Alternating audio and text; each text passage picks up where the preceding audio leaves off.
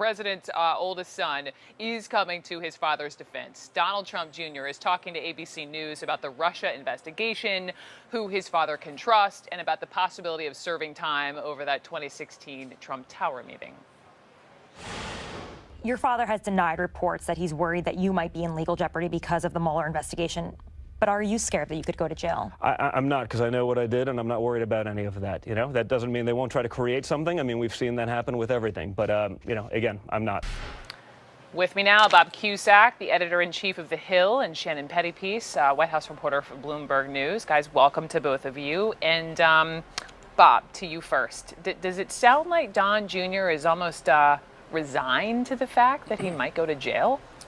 Well, I'm not so sure resigned, but he's, like his father, very defiant and taking a page from his playbook of going after Robert Mueller, saying basically that he'll go after him no matter what, and that they want to get him, and that there is a bit of a witch hunt here. So I think that this is troubling times for the president right now, because the circle of people who have turned on him, Michael Flynn, there's possibly Manafort, Michael Cohen, his lawyer. I mean, this is a troubling fall for Trump, and that's why Republicans in Congress are very nervous, because all of this is happening kind of the worst time for them.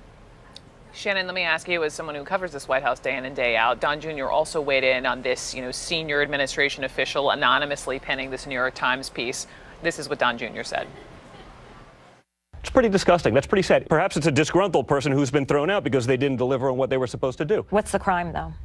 Listen, I think you're subverting the will of the people. I mean, to try to control the presidency while not the president. You have millions and millions of Americans who voted for this. I think there are people in there that he can trust. It's a much smaller group than I would like it to be. Who do you trust? Well, I'll keep that to myself.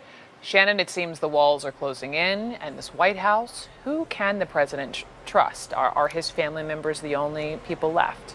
It's been really a shrinking pool of allies he's had since the very early months. I mean, it was around this time last year that he lost Keith Schiller, and Keith Schiller was Trump's longtime body man. And at the time, I remember people telling me that they felt like that could be deeply destabilizing to the president, because Keith was someone who was a confidant, who was a friend, the first person he would see in the morning outside of his family. And it's only continued since then. And an astounding number of people who we really never thought would have left. Hope Hicks, this longtime aide, incredibly loyal to the president, left. And then there's the people who he thought he could trust, who now you see them, excerpts in books, and Bob Woodward's book, Gary Cohn, Rob Porter, who come off very unfavorably, looking as people who had not been working for the president. So I think it reaffirms this belief the president had from the very beginning, that family is really the only people you can trust. And that was something that was instilled in him by his father, coming up through a family business. And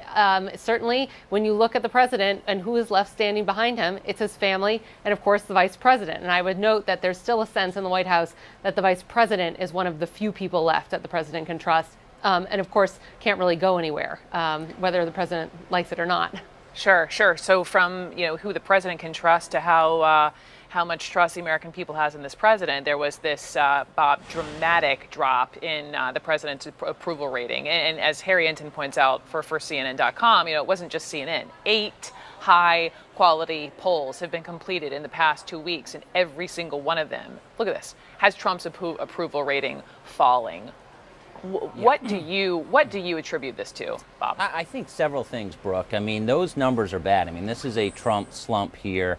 I think the anonymous op-ed, I also think the Bob Woodward book, despite the booming economy, I also think the John McCain death. Remember Trump down the stretch in campaign rallies as McCain was on his deathbed, he took shots at him for voting against the Obamacare bill, and that, I think, did not sit well. Especially you had all the dignitaries at the McCain funeral, including former presidents, former vice presidents, but Trump was not invited. So I think that has all boiled it in. And if you look at the generic ballot of voters, where they think Democrat or Republican, who they're going to vote for, that's now a double-digit lead for Democrats. Now, we still got a long way to go for the election, and the Senate map is very Republican-friendly, so I think the odds are Republicans are going to hold the Senate, but the House looks more and more like it's going to flip.